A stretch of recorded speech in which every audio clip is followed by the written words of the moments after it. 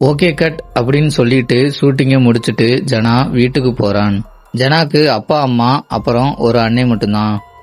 ஜனா shooting footage எல்லாம் கரெக்டா இருக்கான்னு செக் பண்ணிட்டு எடிட்டிங் ப்ராசஸ்ல இருந்ததால அவனோட அப்பா ஒரு வேலை விஷயமா வெளியூர் போயிட்டு இன்னும் வராதத அவன் பெருசா எடுத்துக்கல. பட் அடுத்த நாள் ஜனாவோட அப்பா கார் ஆக்சிடென்ட்ல இறந்துட்டாருன்னு நியூஸ் வருது. இது கேட்டதும் ஜனா எந்த ஒரு ஷூட்டிங் எடுக்காம 2 வாரமா அவங்க அப்பாவை நினைச்சிட்டு ஃபீல் பண்ணிக்கிட்டே இருந்தான். அப்புறம் இப்படிலாம் இருந்தா கரெக்டா இருக்காதுன்னு சொல்லி திரும்ப ஓவர் கம் பண்ணணும் அப்படின்னு அவன் மோட்டிவேட் பண்ணி மறுபடியும் இன்னொரு ஷூட்டிங் சீனை எடுக்க போனான். அந்த சீன்ல ஒரு குளத்துல ஒரு பையன் குளிச்சுக்கிட்டு இருக்கான். அவனுக்கு கொஞ்சம் தூரத்திலேயே ஒரு அழகான பொண்ணு குளிச்சுக்கிட்டு இருக்கா.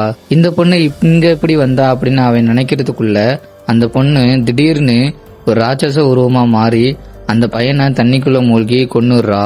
இப்ப இந்த சீனை எடுத்து முடிச்சிட்டு மறுபடியும் எடிட்டிங் ப்ராசஸ் ஒர்க் பண்ணிக்கிட்டு இருந்தான் ஜனா. அப்ப அடுத்த நாள் அவனோட அண்ணன் ஒரு ரிவர்ல பக்கத்துல இறந்து கிடக்குறான்னு நியூஸ் வருது. ஓடி போய் பார்த்து விசாரிச்சதுல அவனோட அண்ணன் அந்த ரிவர்ல மூழ்கி இறந்துட்டான்னு தெரிய வருது. பட் அவனோட அண்ணனுக்கு நீச்சல் நல்லாவே தெரியும்.